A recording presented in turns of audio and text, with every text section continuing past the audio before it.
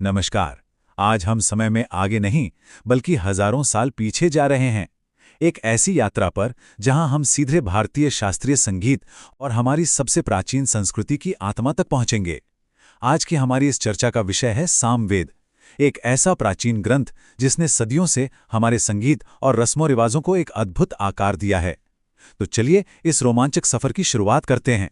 शुरुआत एक छोटे से सवाल से करते हैं। क्या आप जानते हैं कि भारत का सबसे प्राचीन संगीत आखिर किस ग्रंथ से निकला है? देखिए, हम सभी संगीत सुनते हैं, उसे पसंद भी करते हैं, लेकिन उसकी असली जड़ें कहाँ हैं, ये अक्सर एक रहस्य जैसा लगता है। आज के इस विश्लेषण में हम इसी रहस्य से पर्दा उठाएंगे और संगीत की उन्हीं प्राचीन जड़ों को तलाशेंगे। और इसीलिए आज के इस असेसमेंट में हमारे कुछ मुख्य उद्देश्य हैं। हम प्राचीन भारतीय संगीत की उत्पत्ति का पता लगाएंगे, सामवेद की उस गणितीय और संगीतमय संरचना को समझेंगे और सबसे जरूरी बात, पवित्र वैदिक अनुष्ठानों में इन मंत्रों की आखिर क्या भूमिका थी, ये भी गहराई से जानेंगे। एक नज़र डाल लेते हैं हमारी आज की रूपरेखा पर। हम परिचय और उत्पत्ति से शुरू करेंगे, फिर सामवेद की संरचना और उसके संगीत पर बात करेंगे। इसके बाद यज्ञ और मंत्रों का महत्व समझेंगे, उसकी विरासत को देखेंगे और आखिर में एक छोटा सा अभ्यास और क्विज भी होगा। तो आइए बढ़ते हैं हमारे पहले पड़ाव की ओर, परिचय और उत्पत्ति। सोचकर देखिए, हम हजारों साल पुराने वैदिक काल में हैं। एक ऐसा वक्त जब ज्ञान को किताबों में लिखा नहीं जाता था, बल्कि उसे याद रखा जाता था, सुना जाता था। करीब 3500 साल से भी पहले आर्य संस्कृत कविता और मंत्रों का विकास शुरू हुआ और करीब 1200 से 900 ईसा पूर्व के बीच सामवेद ने अपना वो मूल रूप लिया जिसे हम आज जानते हैं। अब सबसे हैरान करने वाली बात क्या है? वो ये कि हमारे प्राचीन ऋषियों ने इस विशाल ज्ञान को बिना एक भी शब्द लिखे सदियों तक एकदम शुद्ध रूप में अगली पीढ़ी तक पहुंचाया। ये मौखिक परंपरा इतनी कमाल की थी कि साल 2003 में यूनेस्को ने इसे मानव विरासत की एक उत्कृष्ट कृति घोषित कर दिया। दरअसल वेद शब्द का मूल अर्थ ही होता है ज्ञान। वेदों को हमारे यहाँ अपौरुषेय माना जाता है। इसका सीधा सा मतलब ये है कि इनकी रचना किसी आम इंसान ने नहीं की है। ये वो दिव्य ज्ञान है जो गहरे ध्यान में बैठे ऋषियों को सुनाई दिया था। ये सिर्फ कुछ शब्द नहीं है, ये तो इस पूरी सृष्टि की आवाज है। इसे एक बहुत ही आसान उदाहरण से समझते हैं। एक तरफ है हमारा ऋग्वेद, जिसमें मूल शब्द और ज्ञान छिपा है। ये एक ऐसी कविता जैसा है जिसे आप पढ़ते हैं। दूसरी तरफ है सामवेद। अगर ऋग्वेद किसी गाने के बोल हैं तो सामवेद उसकी वो धुन है जिसकी मदद से उन बोलों में जान फूंकी जाती है। सामवेद को बस पढ़ा नहीं जाता, इसका अनुभव किया जाता है। इसे बिल्कुल एक संगीत की तरह सुना जाता है। अब आते हैं हमारे दूसरे हिस्से पर, जहां हम सामवेद की संरचना को डिकोड करेंगे। किसी भी विषय को गहराई से समझने के लिए उसकी तकनीकी रूपरेखा को जानना बहुत जरूरी है। सामवेद में करीब 1549 से लेकर 1875 तक मंत्र हैं, लेकिन यहाँ एक बहुत ही रोचक तथ्य है।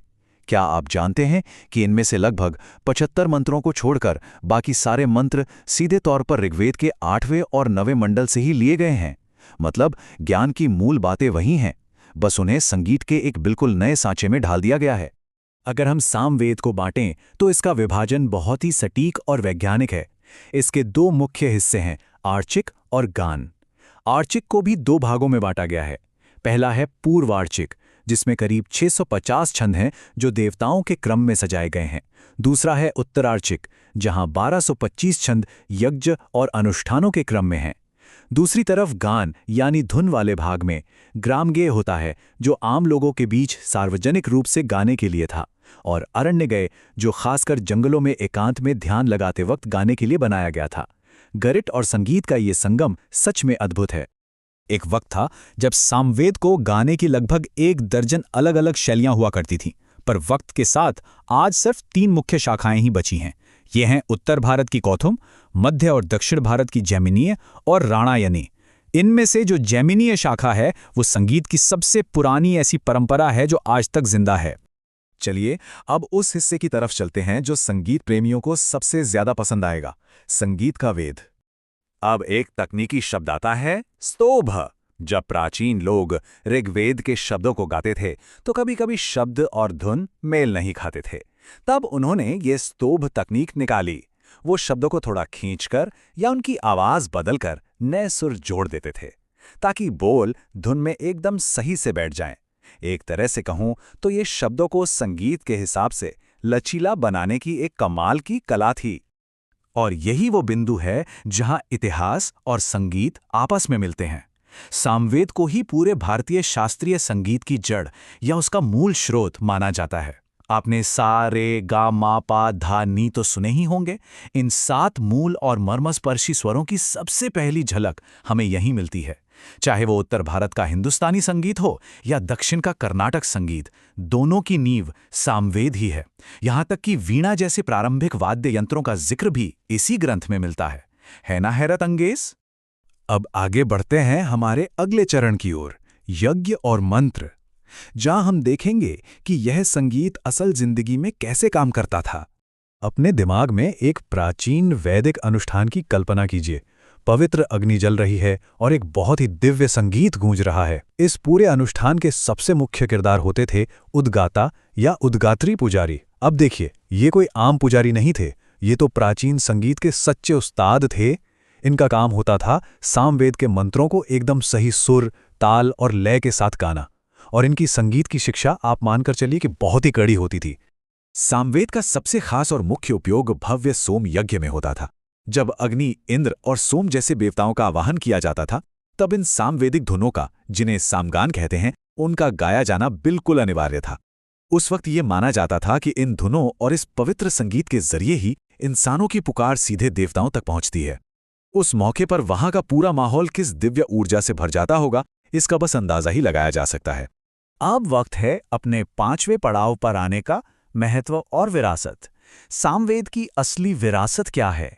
इतने हजारों साल गुजर जाने के बाद भी आज हमारे इतिहास और हमारी संस्कृति के लिए इस प्राचीन ग्रंथ की क्या अहमियत है? पारंपरिक वैदिक दर्शन का एक बहुत ही खूबसूरत रूपक है जो इसे सिर्फ एक लाइन में समझा देता है।